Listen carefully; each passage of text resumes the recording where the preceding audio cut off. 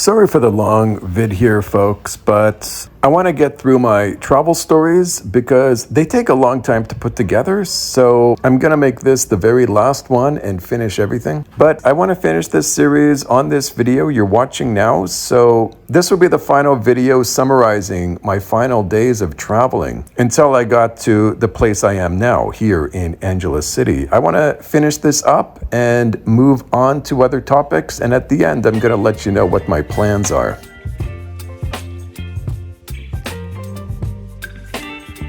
After Bulacan, I rode up to Baler City. I went to Baler and kept checking my Facebook for that hotel worker. Anyways, Baler is really nice town. It would be considered a bit boring, a bit sleepy, but nice roads, very quiet at night. Seems like a nice retirement place. Amazing beaches there, man. Blue ocean water, underrated beaches in Baler. Great coffee shops, like overlooking the beach. Best thing about Baler was that it's a well put together city, like right on the beach, no foreigners in sight, and the beach was big, blue water. It was quite impressive. I do recommend Baler.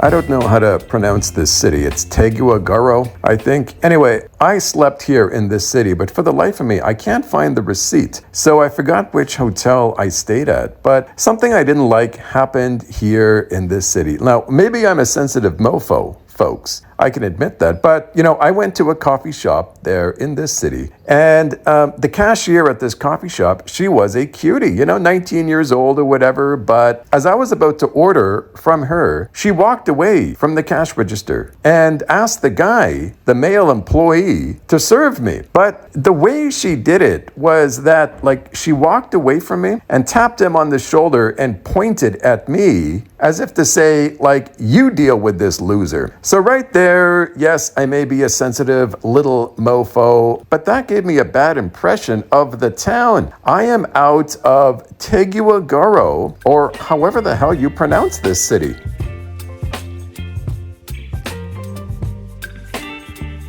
Interesting little town here, Claveria. Definitely get stares from the cute girls here, and very friendly nonetheless, like everybody. Aside from the stares from the innocent looking girls, unfortunately, the one hotel in town was full. It was fully booked. But it did have one room available. They showed me the room, but oh man, it was just old and not impressive, man. Even for my standards, this was not good. It was getting late though, but I thought I'd try my luck in Pagudpud, which is the next town over. It was only an hour drive. I just didn't feel like staying there in Claveria in this crap hotel room. But in hindsight, I wish I took this old crap room because I had a very bad experience riding from Claveria to the next town of Pagudpud. And what happened was on the way to Pagudpud, it started to rain. It rained so freaking hard.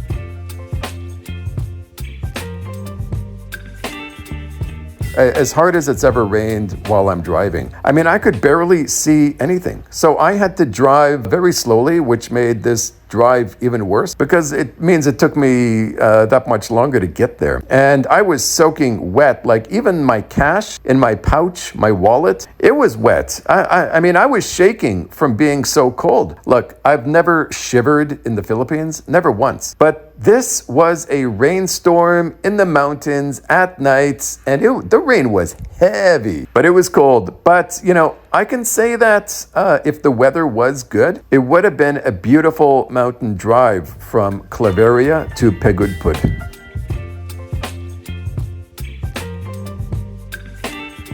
Man, there are a lot of hotels here in Pagudpud. A bit pricey too. Well, I didn't have a reservation when I arrived here. Look, it was a last-minute decision to be there. And so when I arrived, it's still raining hard. And I went to the first hotel I saw, and it was 2,500 pesos for, a piece of crap, man. As desperate as I was, I said, screw that. I'm just gonna keep looking.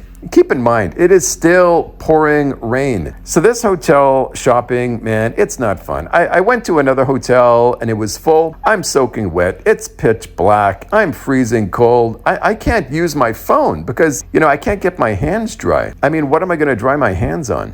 Try using your phone if your fingers and your phone are both wet. It does not work. So I ended up staying in a hotel, I think it was 3,000 pesos. I usually try to get about 1,500 pesos for something half decent, but I didn't have a choice this night. Anyways, the good thing about a more expensive hotel, everything works and it's clean. The first thing I did after checking in was I turned off the aircon. Like, I needed to warm up. After turning off the aircon, I had a hot shower. It was an amazing feeling, that hot shower. Anyways, about Pagudpud, it reminds me of like a bit of a European style. I wish I did vlog it. But in the morning, I went down the road and I had breakfast at a restaurant on the beach. And the ocean in Pagudpud, just like Baler, I think the water was even more blue than Baler. It was really beautiful. I had a breakfast right on the beach and it wasn't even expensive. And although I was the only person there who was alone, I mean, as usual, it was still beautiful. Pagudpud would make a really nice honeymoon place, but also it's weird because it was pretty quiet considering how many hotels were there. And considering most of the hotels were full, I didn't really see anybody walking around. That was the weird thing. And when I say I was the only person there alone, during breakfast, there were 2 other tables occupied of 20 tables. Maybe it was too early for people. They were still sleeping, but Pagudpud, man, great romantic city if you have a girlfriend. I would not go there alone again.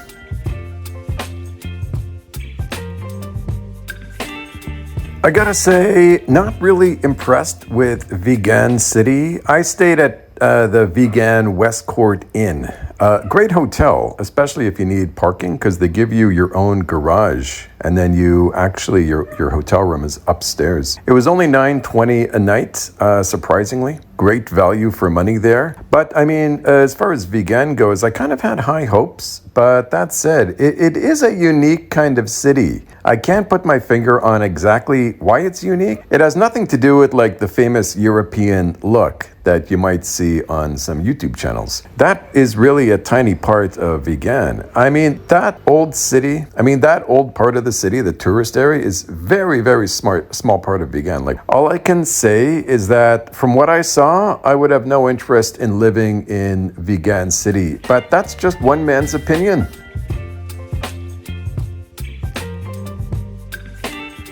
Dagupan. This city was interesting. For a city I'd never heard of this city, and it's a big city. Considering I've never heard of it, maybe you've never heard of it too. It's a big freaking city, huge mall. But I mean, I gotta say, not the friendliest people in the world. I mean, not in a rude way, but just zero attention from anyone. I was treated just as a local, and that's great. But I mean, everyone, the men, the women, no one looked at me, no one gave me any attention, and that's perfectly fine. But I was just surprised, not a single person looked at Scotty Boy. I thought that was a bit weird, considering that I saw 0 foreigners, considering it was a big city. I was even walking around the mall, no foreigners. I mean, I was surprised considering how big that city is. With the combination of big city and no foreigners, usually it's a recipe for attention from the babes. This is the biggest city that I have never heard of. I stayed in a really nice and cheap hotel here called Value Star. Okay, it's in Dagupan, Pangasinan. Really good hotel. I do recommend it. In the morning, though, yeah, I went to Starbucks in the morning, and it was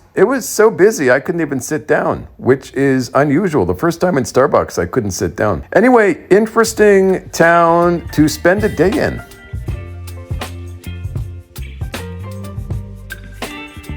I stayed in Subic for 3 nights. I went here to meet a girl that I met online.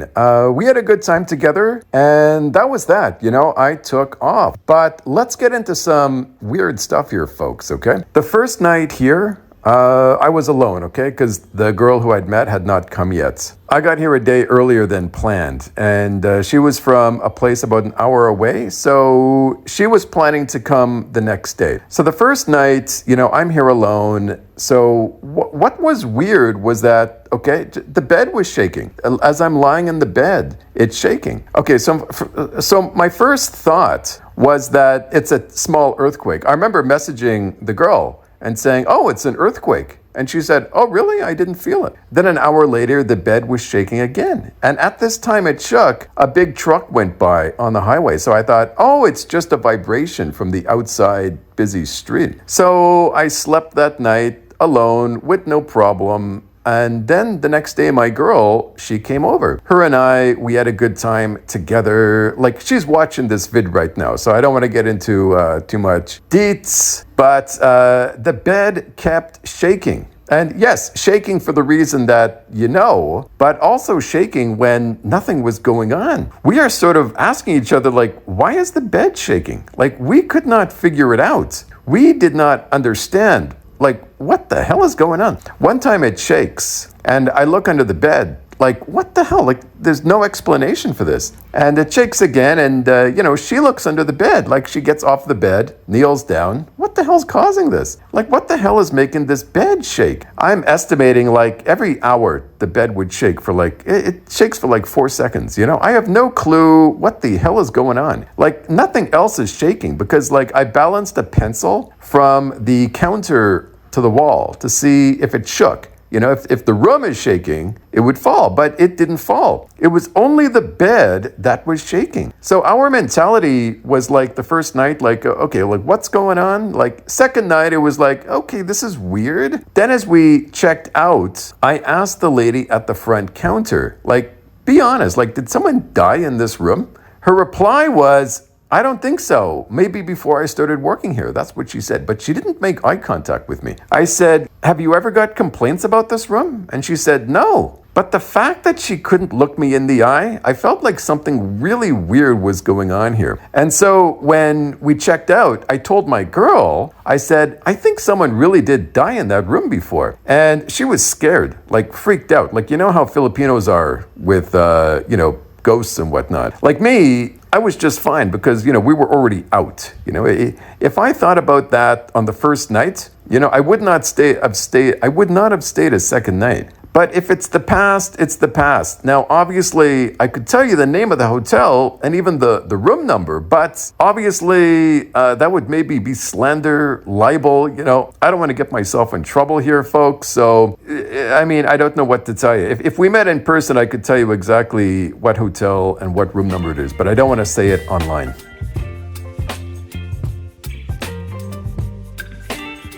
Lipa City, my favorite city. Now, it's time to get the hell out of Subs, okay? Good old Subic. And this was another dreaded drive through Manila. But, I did make it to Lipa after a long drive. And, I do like Lipa City, okay? So it was nice to go back there. In Lipa, I always stay at the same amazing hotel next to the SM Mall. And I went to the same coffee shop. I went to, on the prior visits, with the world's cutest and sweetest girls, with great service, great coffee. Now, imagine having a cute, sweet girlfriend who is a coffee expert. Baracco Joe? You guys better put me down. Yes. Do you have Baracco Joe? Yes. Very good. Can I get a cup of... Your receipt and your change maybe later. We don't have yet a cashier. Thank you. It's okay. That would be pretty cool. Hey, I might even consider living in Lipa in the future, just because it's a coffee city. Now, as I've heard, the reason Lipa City is a coffee mecca in the Philippines is because they have hundreds of years of history with coffee and farming coffee beans. But anyway, let's move on from Lipa City.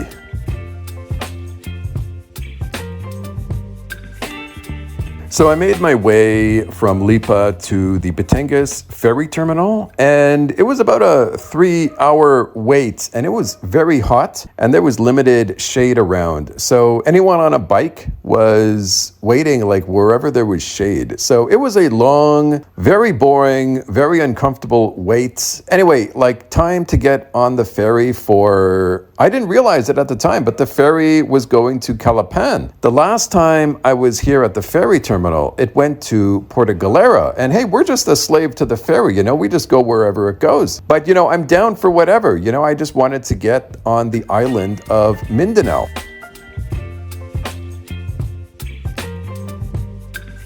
Mindoro, in general, it has a different vibe, like a very laid-back, very small-town vibe throughout the whole island. I would bet there's really no rush hour here on the whole island. Like, good island to ride on. The one time I stopped to fill up gas, there was, I think it was a gas station manager lady, about 35 years old. She was interested in Scotty Boy. She gave me her card, and she wasn't even the one pumping my gas. The guy pumping the gas sort of told me, she's single. I mean, things couldn't be more clear. But, hey, I was a man on a missione. I was driving through, with no plans of heading back. So, I took her card, I smiled, but I did not pursue that missed opportunity because I was a man on a mission, like I said, heading to Roxas City.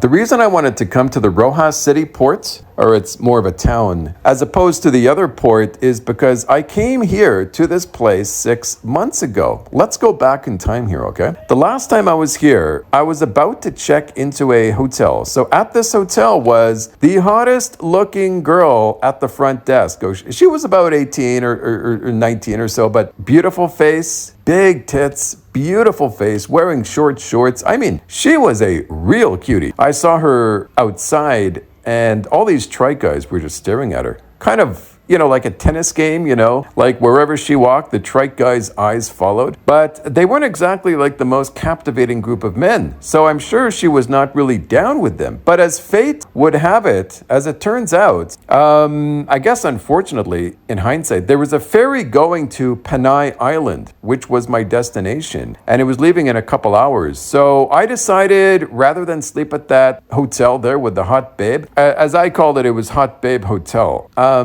And, if I stayed there, maybe I could talk to this pretty girl. I thought, I would skip that and instead get the ferry to Panay Island, just so I don't have to worry about it the next day. My gripe with ferries, right? Because ferries are a bit of a pain in the butt to deal with. If I just get it over with and to the next island, it feels better. Like it feels like a weight taken off my shoulders. But I had this girl in my mind ever since I left that hotel. And as I remember, I can't remember, this was 6 months ago or whatever. So I was determined to meet her this time on this visit. So I returned to that exact same hotel. And this time it was late, like pitch black. So I arrived at the hotel, at the Hot Babe Hotel, and it was late, like it was dark. And unfortunately, she being the hot babe I met last time, she was not there. It was like some old lady. And I didn't know the girl's name from before. So I never asked her name. So I couldn't ask about her. Like, where is Jessica or whatever her name is? So anyways, I'm there at the same hotel and I checked in. It was 12 hours for 1,000 pesos. And the place was absolute crap. But I was so tired, I just took it. But, I won't stay there again in the future. I mean, it was really crap. Like the shower water was spraying in all different directions. There was a cobweb in the shower area. But it was good enough to sleep in for Scotty Boy. If I end up at the Roxas port again, I'm going to peek into the hotel lobby to see if the hot babe is there.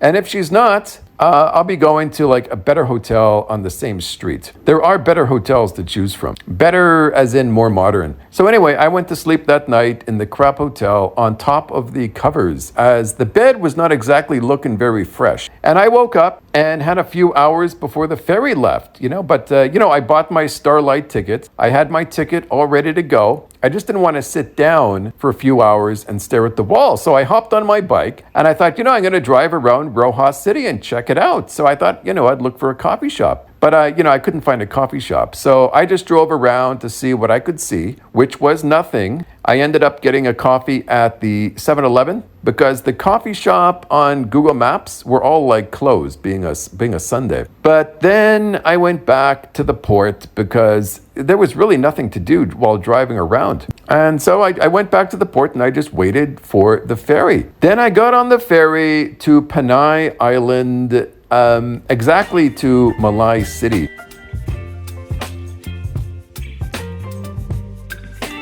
Interesting thing about the ferry trip is that, like, you pass by Boracay and it's just so obvious it's a tourist mecca. Like, the water area is just so busy. Like, where you're viewing it from on the ferry, you're several kilometers back. It just looks so freaking busy. And what I realized was that, like, there's a small island right next to Boracay and nobody was there. It was completely deserted. I thought, like, that would be a pretty cool place to visit. Anyway, I made my way to shore on Panay Island.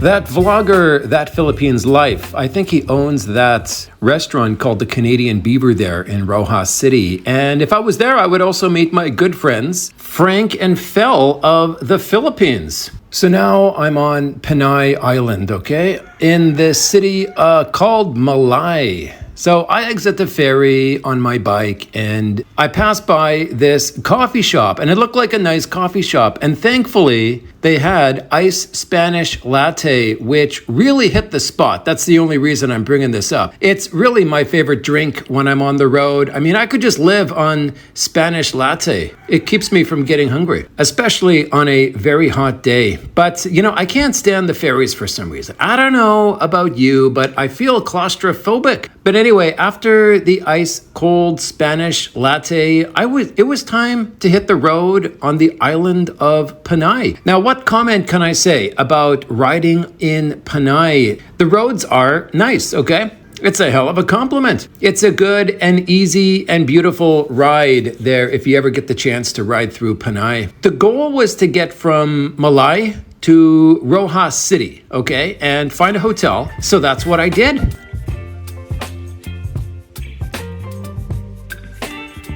I arrived in Roxas City, again, as usual, in the darkness. And I stayed at a hotel, I forgot the name of it, which is weird because I remember getting a receipt, but I can't find that receipt now. I won't bother recommending this hotel anyways because although it was cheap, you know, I mean, it was fine for me. It was so tiny that I know you would probably not like it. I mean, it was so tiny that the bathroom sink was outside of the bathroom and next to the bed. I mean, hey, whatever works. That's what I always say. But next time I go to Roxas City, I'm going to visit the Canadian Beaver, which is a restaurant owned by that guy, Philippines Life.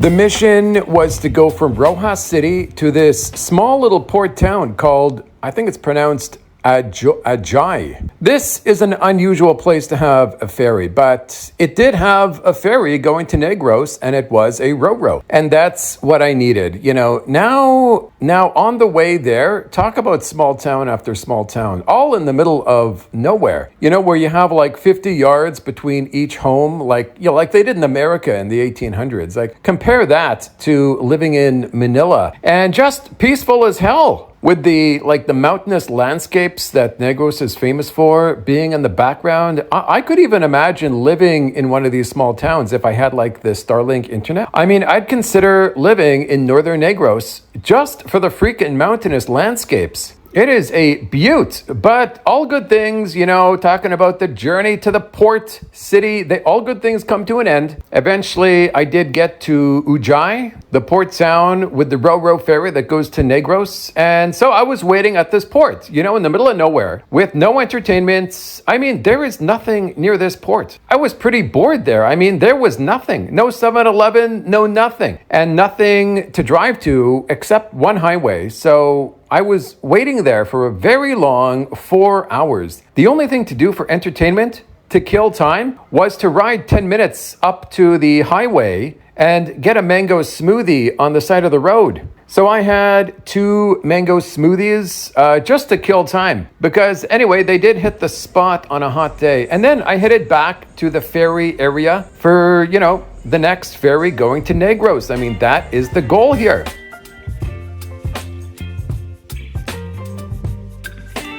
So I'm now on the ferry headed to Negros, and I arrived in this city north of Bacolod. It's a short trip down to Bacolod, and I stayed at this Red Doors in the heart of Bacolod City. So by the time I arrived, it was nighttime, and that night I went down to the SM Mall to get a yellow cab pizza. The next morning, I woke up and, I got the hell out of Dodge. I was heading to San Carlos City. So I'm going through the mountains of Negros, and unbeknownst to me, I drove to the same spot as the road closure I was at before. Either I didn't realize it or I forgot, but I was back at that same spot, except this time from the opposite direction. So to get through that road closure, there was this detour only available in the daytime. And when you take this detour, you can see why it's not available at night. I mean, I don't know how to explain the difficulties getting through this detour, but I mean, you had to walk your bike down steps over a thin bridge made for walking. I mean, it was next level. It took about 10 minutes, the detour, but it was like an obstacle course. Anyway, since I don't have video of me driving through this detour, I won't bother trying to explain it. But, I just continued on to San Carlos, enjoying the beautiful mountain scenery of Canlaon area on the way there.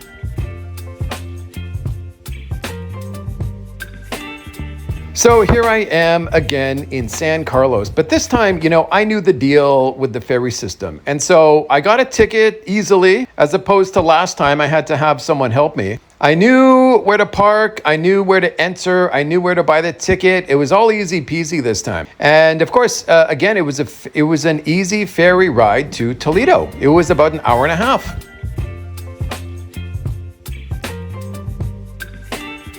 I just stopped in Toledo City to get a bite to eat, and I had the best mango shake I ever had. I tried to find it on Google Maps where that mango shake was, but I just couldn't find it. I don't know why. Anyway, from there, I headed south toward Bohol, but I didn't make it to Bohol. I took a left turn through the mountains, and again, drove well past sunset into the dark, through the mountains, because, I'm always obsessed with continuing the ride. I find it difficult to stop, but I made my way to the city of Argao.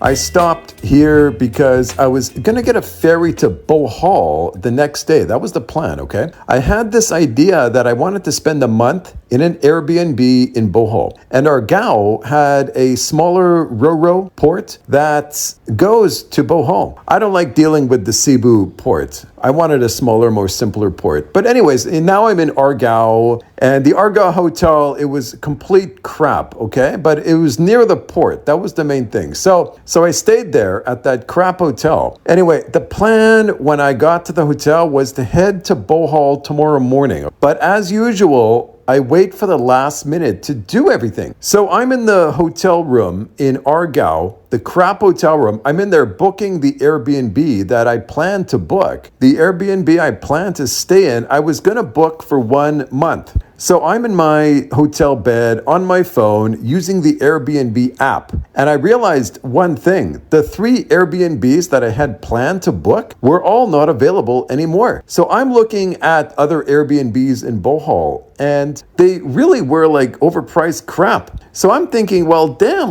this sucks. It's my punishment, for not planning ahead. So at that very time that I'm looking for a place in Bohol, I'm talking to my buddy in Cebu. He was staying at a hotel near the IT park called the Metro Park Hotel. And he was only paying 12,000 pesos for the month. So at that time, I'm laying in my crap Argao hotel bed, really dying for a place to stay for a month, dying for a place to call home. I really need a break from this traveling life. So I say okay, screw Bohol. I'll take the easy road and stay where my friend is staying. saves me the hassle of looking for a place. And Cebu anyway, Cebu is a great place to spend the month. So this hotel in Cebu, it's right next to the IT park. Nice place to stay. Very, very friendly staff. So I call them on the phone from Argao and I ask if they have any available rooms. They say they have plenty of rooms. So I say, okay, I'll be heading there tomorrow morning. So I wake up in the morning and it's nice knowing I have a home waiting for me in Cebu.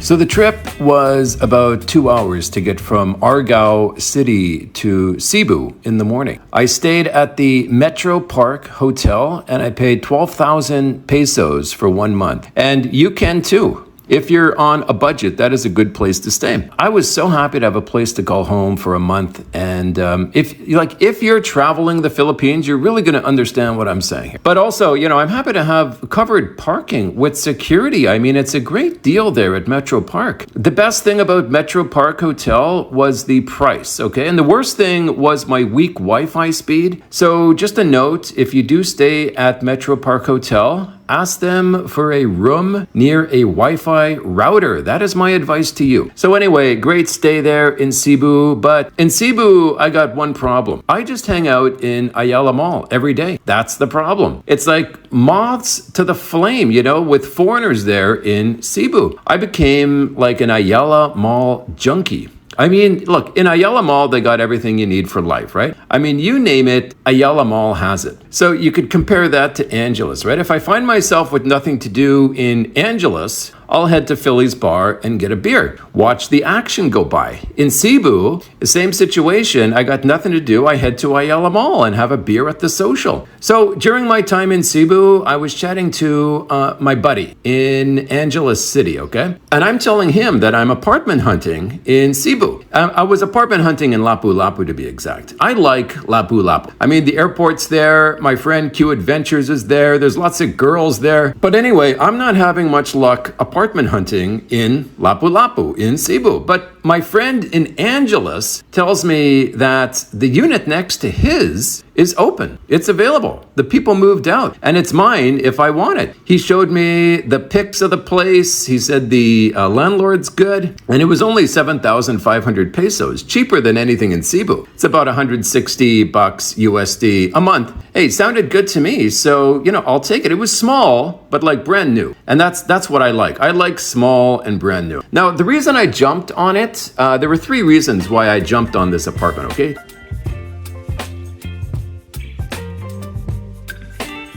Like, number 1, I hate shopping around, okay? So my friend here, he just made everything easy. Number 2, I kind of looked forward to a long multi-day drive up north. Like a long drive is like, for me, it's like a cocaine fix, right? It gives me a high just thinking about it. And number 3, hey, I did miss Angeles and I was familiar with Angeles. It was within my comfort zone. And Angeles has the Ormoc theory, which means, I knew people in Angeles. I had a network here. And that's important when choosing a place to live. So I stayed total about 3 weeks there in Cebu and I took off early. I wanted to get to Angeles ASAP. But on the way to Angeles, a buddy in Cebu and myself, we're going to take a trip through Bohol because I was having a coffee with my buddy there one morning in Ayala. His name is Johan. And he and I were talking about riding our bikes around Bohol before he takes off for his trip to Vietnam. So that would mean me leaving Cebu before my 1 month was up. But I was fine with that because like this 1 month in Cebu was turning into a real long month anyway. So I stayed in Cebu total for about 3 weeks, right? And then my friend Johan and I headed to Bohol for our quick little trip.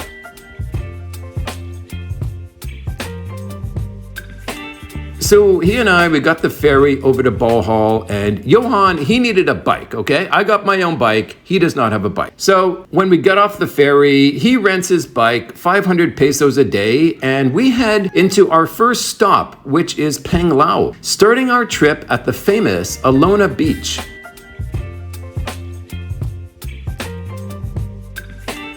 But on the way to Panglao, on the road, an incident happened. My buddy Johan, riding his yellow Honda Click, was riding with me down the highway, and while riding, he was lighting his stupid cigarette with one hand, holding the throttle with his other hand. And at this same moment that he's trying to light his cigarette, there's a pothole that he missed because his eyes are on his cigarette. And Johan hits on his brake. He goes flying. The bike gets dented up and scratched, but Johan, he is good to go. But we will talk about this incident later on, like how he dealt with it with the rental company.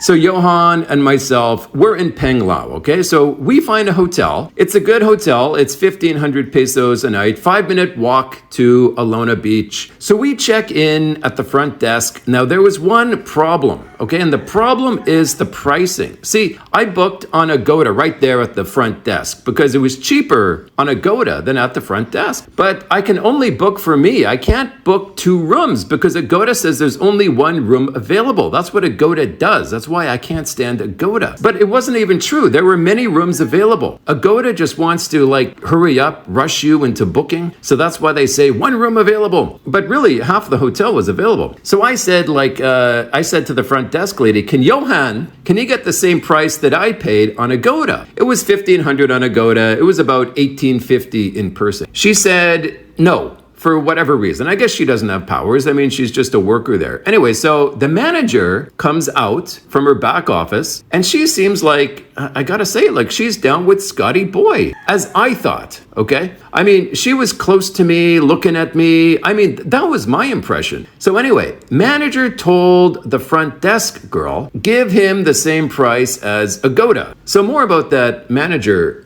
later on, okay? But my friend, Johan and I, we settled down in our rooms and we instantly, he's a drinker, I'm a drinker. We go out drinking all night, okay?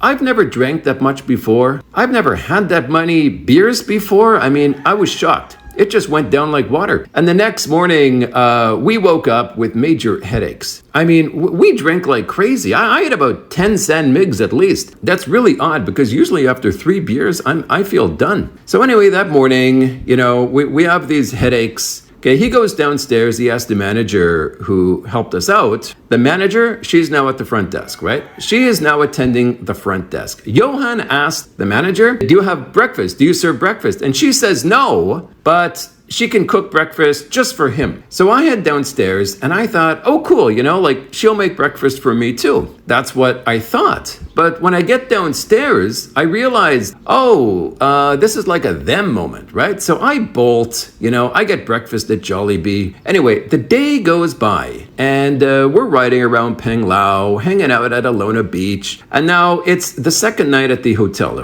So my friend and this manager have been talking on Facebook Messenger all day, like that whole day, since she made him breakfast. And I know what you're thinking, folks. Scotty Boy, can you just get to the good part? Can you get to the meat and potatoes, please? All right, well, here we go. My friend, he's a bit of a hound dog. Johan is a hound dog, okay? He's not exactly a member of the Church of Latter-day Saints. He's not a Seventh-day Adventist. Unfortunately, he's an atheist. He had sex with the manager that night. Here we are, getting to the point here, folks, okay? But the manager, she was not on duty that night, so she went to his room at about 3 a.m. And she was worried about the CCTV cameras at the hotel, so she wore a baseball cap and sort of that pandemic mask. Anyway, I woke up to take a whiz at this time. It was about 3:30. I woke up because his room, Johan's room, is next to mine. And this manager lady is freaking loud. I mean, she's moaning like a mofo for like an hour. I'm thinking when the F are you gonna finish, guys? And I knew it was the manager because I was with him during the day and I knew what he and the manager were planning for that night. She wanted the D. I mean, look, all girls do. Anyway, I won't mention the hotel we stayed at there in Panglao. I mean, if I do, all the subscribers are gonna go and book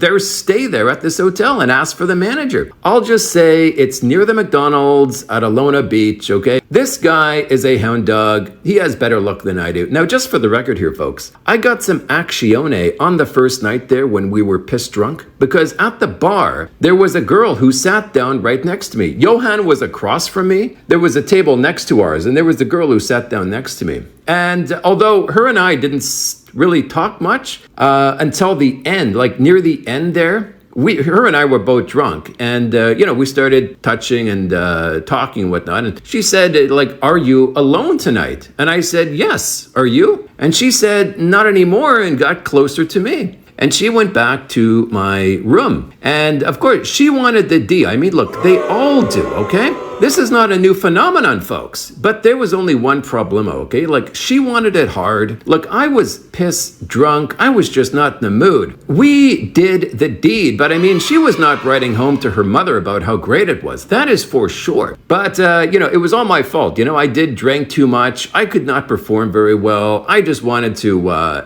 that feeling if you're beyond drunk. Your body just hurts and you just want to lie in bed, not move. Anyway, that was me. I screwed up. So anyway, that was the first night. So second night, Johan got some puss and I didn't. So first night I got puss, second night he got puss. So 2 nights in Panglao, then we took off to Tuguegarao.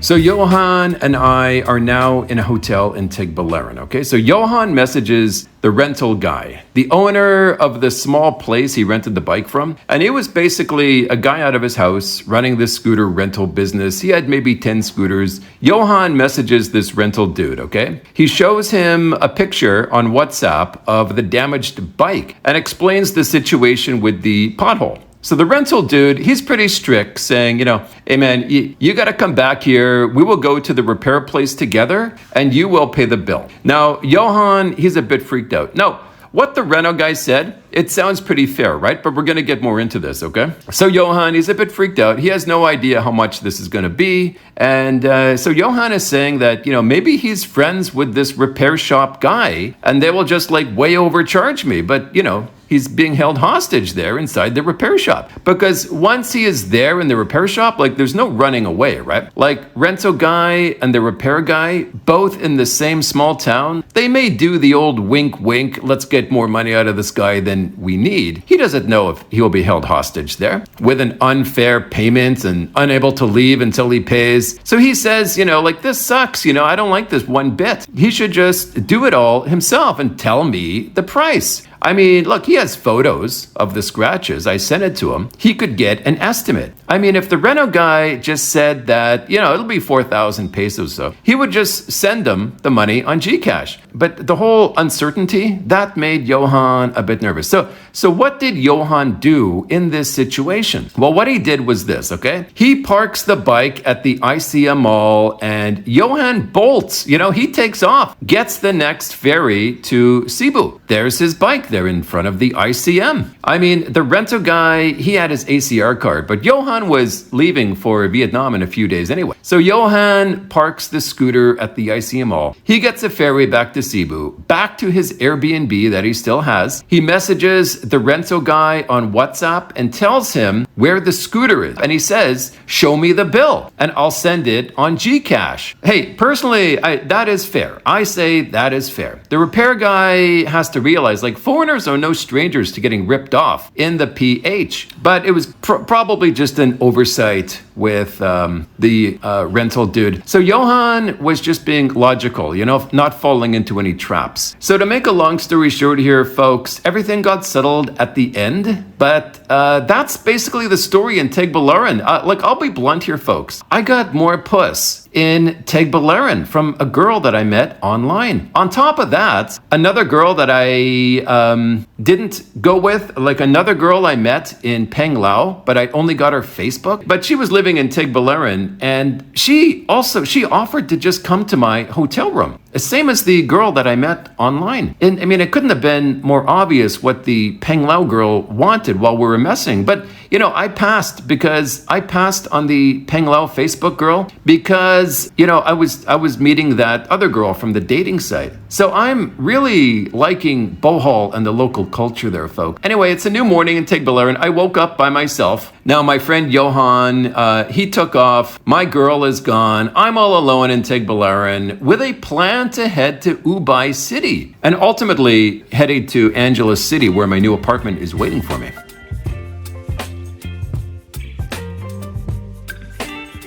So I wake up in Tagbilaran in the morning. I rode my bike up to Ubay because there's a ferry port in Ubay that goes to Leyte. Then I'll go from Leyte to Samar and continue north. So on the way to Ubay, I stopped by my ex-girlfriend's family house. Remember the Bohol girl? You know, she was my girlfriend before the pandemic. Now, she's no longer there in Bohol. She married a guy. She's living in Cebu now with her husband and her son. Cebu is where the husband is from. They just met in Bohol. Anyway, but update on the Bohol girl. Her husband is now in jail with drug offenses. Okay, I'm just throwing that out there. Just an FYI. Anyway, so she's staying with her husband's family there in Cebu. But that aside, I used to live in her house and stayed with her family out in the province in Bohol. So her family and I were comfortable with each other. I can just like walk into their house anytime I want. And they'll ask if I want beer or food or something. Anyway, so I go visit her family and I ask them, how are you doing? So in the house is just the dad and the ex-girlfriend's two younger sisters. So the house is still in disrepair from typhoon a few years back. Anyway, the dad and I are talking, okay? The girls, they're playing video games with their phone. So the dad says that his next goal is to pave the floor. That's what he's saving up for on their, like right now, they just have a dirt floor. And he wants to lay down cement, okay?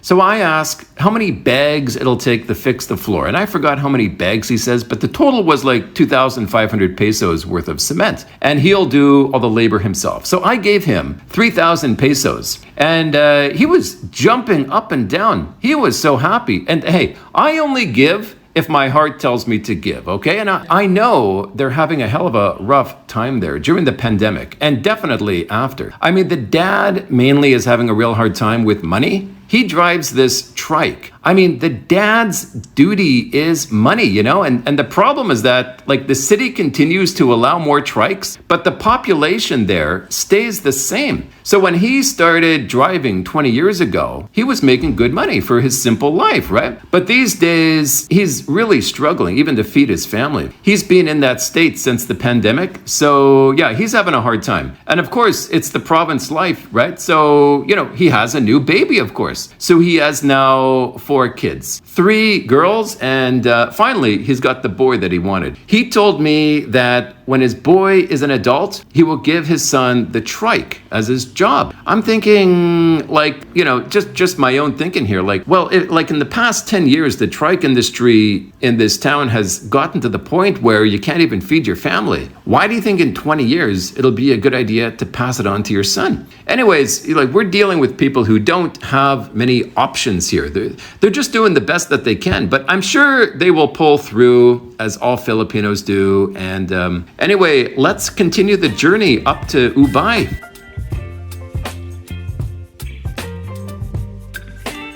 So I arrive in Ubay and head straight to the Ubay port. And I'm in luck. Like, there's a ferry leaving in an hour. So first thing I did was I got my tickets all done, and I realized, like, I better get a bite to eat because I'm pretty hungry. And by the time I get to Leyte, it's going to be pretty late. Like, everything will be closed. So I went from the port area after buying my ticket, and I go into town. I go down to the mercado and just get some bread and water. I mean, there wasn't many options for food there. Like, the first impression of this port area of Ubay, it was like, wow, like, poor as a mofo, dilapidated. And Ubay itself is really like an old kind of town, like far from modern. And this port area was even more so. But usually in this environment, like, eyeballs will be on the foreigner. But in this port, in Ubay, like, not a single eyeball was on Scotty Boy. And that's perfectly fine. I'm just pointing it out. Like, Whitey's in town and they don't care. And well, why should they?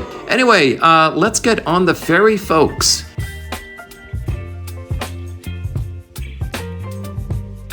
I've never seen such an old ferry. I mean, this thing was held together by Scotch tape. I wasn't exactly worried, but, you know, I wasn't exactly confident either. Now, I had assumed by looking at the Google Maps that Ubay to Hilongos, which is the port area in Leyte, it might take an hour, okay? That's what it doesn't look very far. So I was surprised to hear it was a 4-hour trip. And by the time we got going, I realized why it takes 4 hours. I mean, we were moving at a snail's pace. I could have ran faster than this ferry. But we did arrive in Halongos, and of course it was dark now. It was about 10 p.m. and unluckily for me, like all the hotels were closed that I saw on Google Maps. So it's 10 p.m. Okay, now the good thing is I'm in Leyte. Okay, so I got that ferry trip over with. I stopped at one hotel along the highway in Leyte, but there was a karaoke place next to this hotel. So like I'm in the front desk there. I'm pretty tired, I want to sleep. I'm about to pay, and I thought like maybe this isn't a good idea. So I said thanks, but no thanks to the front desk lady, and I continued my journey north in the dark, and it's pretty cold. I mean, all the hotels I came across were closed. So I just kept going, and finally at 11 p.m. after an hour of driving, I found an open hotel, and it was perfect. I could pay for just 12 hours, and that's all I wanted. It was about 1,000, I think, which was perfect for me. So like one comment on this hotel I stayed at in the middle of nowhere was that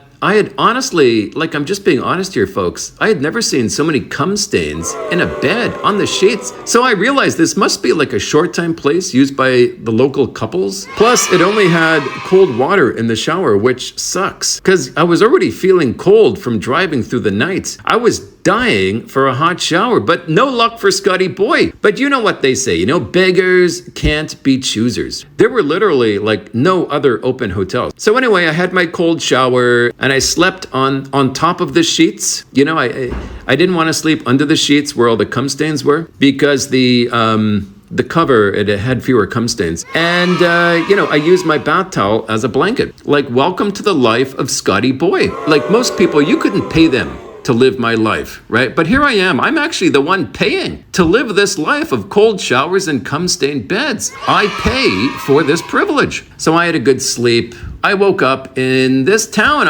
No idea where the hell this town was right now because I didn't get a receipt. But I'm in Leyte in the middle of nowhere, and in the morning I just kept driving through the mountains. And there was, and while driving in the mountains, there was one of the biggest rain dumps I've ever experienced on the way there. But I survived it. I mean, the rain always ends. And well, if you're driving, you get dry pretty quickly with the wind blowing through your hair. But next thing I knew, I was in Palo, Leyte. I think it's pronounced Palo. And I stopped in a very nice Bows coffee shop, probably the nicest Bows I've ever been to. And that was my first cup of coffee for the morning. But ultimately, I just kept driving straight. Like, I didn't even stop in Tacloban. I just kept going into Samar. I had a hell of a long ride all the way to Calbayog City. And I stayed at my favorite hotel there in Calbayog, Samar. Now, let me tell you something about Calbayog.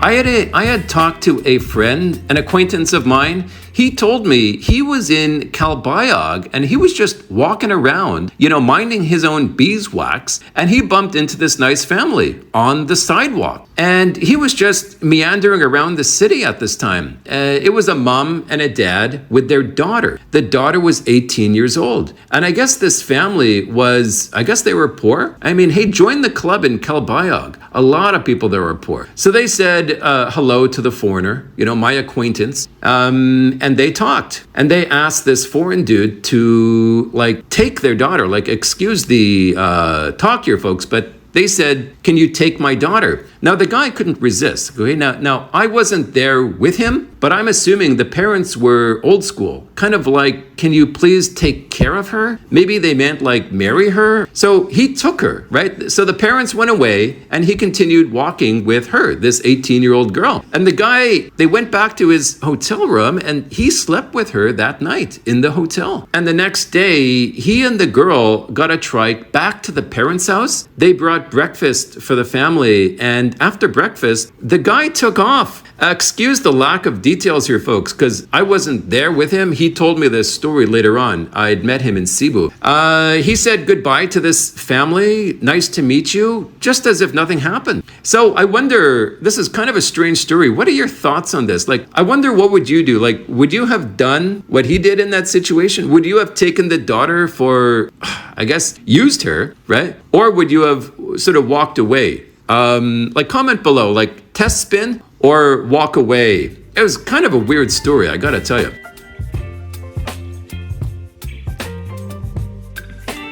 Anyway, from Calbayog, I went to Allen, which is another port city in Samar, to the Fast Cat ferry port, which is different than the other ports. Fast Cat has its own separate port. It might have been 2 p.m. ferry, I believe, but I won't take Fast Cat there again. Man, it was like 2 hours late. Then we line up to get on the ferry, and there's the obligatory gay guy there directing the scooters and cars where to go. And the gay guys in the Philippines, they love me. And this guy was asking if I'm alone. Like, you know how it is with the gay guys here. Anyway, let's skip the minor details, but my advice is in Allen, Samar, don't take the Fast Cat. Take the normal ferries, because the Fast Cat wasn't even fast. Even though the other ferry left later than us, they got to Bohol faster than us, okay? Like the Fast Cat in Samar is actually very slow.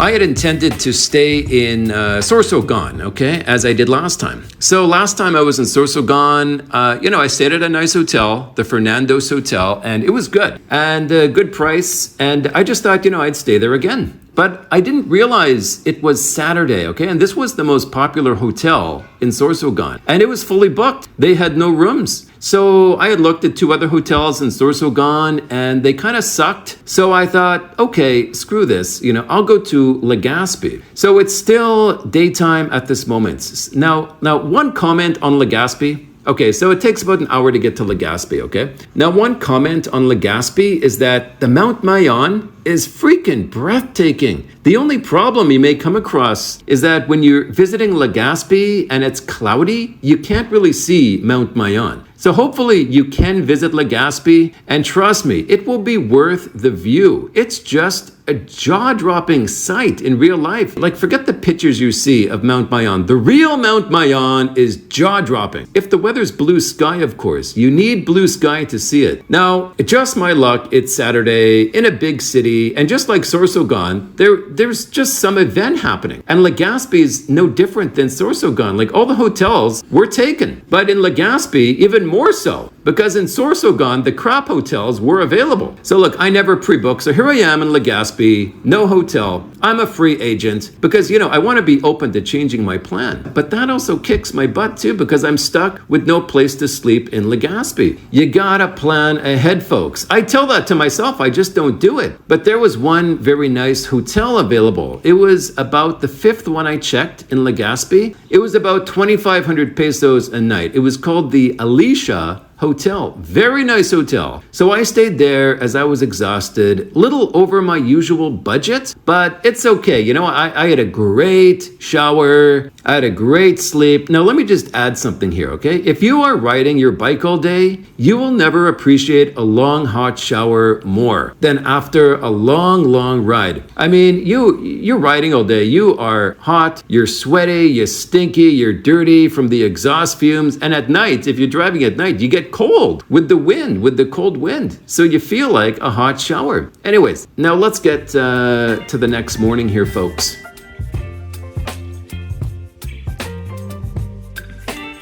I apologize for the long story here, but the next day I made it back to Lopez, my favorite small little town. And I stayed again at the Agatha as usual. And the one thing with Agatha, I just always seem to get the same room. Like, I've been there 3 or 4 times, always the same room. It's just a sleepover kind of place anyway. And we're taking off to Tagaytay.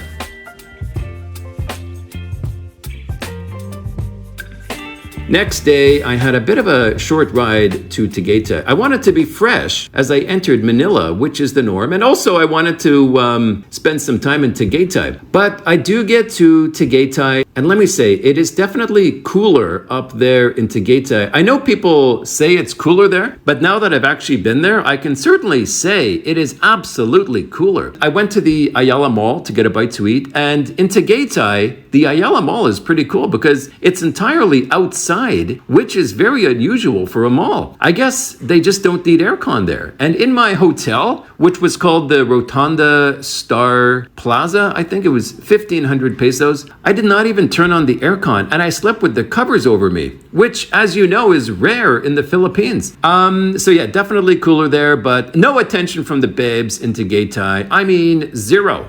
Just thought I'd throw that in there, folks.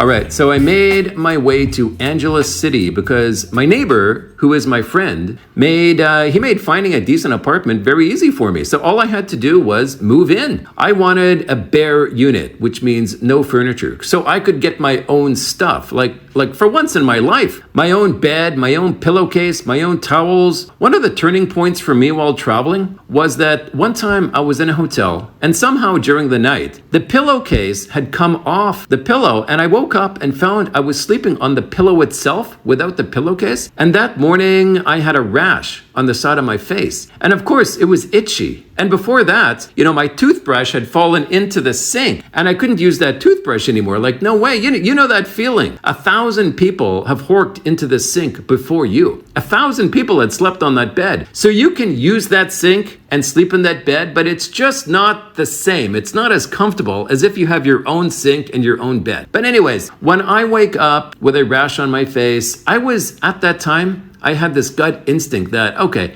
I really need to get my own place, my own stuff. But as you know, I'm in Angeles right now, and I had planned 6 months here, okay? But plans are meant to be broken. So I'll probably be taken off early and heading back to Cebu, which is a place I feel more at home. I'll update you on when the time comes. I don't want to say an exact date I'll leave because people, they may hold me to that date as if, it's written in stone. And, I don't roll that way. But anyways, thank you for listening to this labor of love, folks. This labor of love of a diary. I got some subs saying they don't like this type of storytelling, but it's a diary I wanted to write anyway, just for the memories. I definitely would not have taken the time to write this diary if it weren't for the YouTube channel. So I'm thankful for that. And till the next video, adios to my great friends. Now that I've finished this travel diary, we will be moving on to other topics, some other things I want to talk about. So thank you for listening to those who stood by me during this series. We will be moving onwards and upwards from here. And I do have a surprise coming up. And I do apologize for this very long vid. But my good friends, I will see you very soon.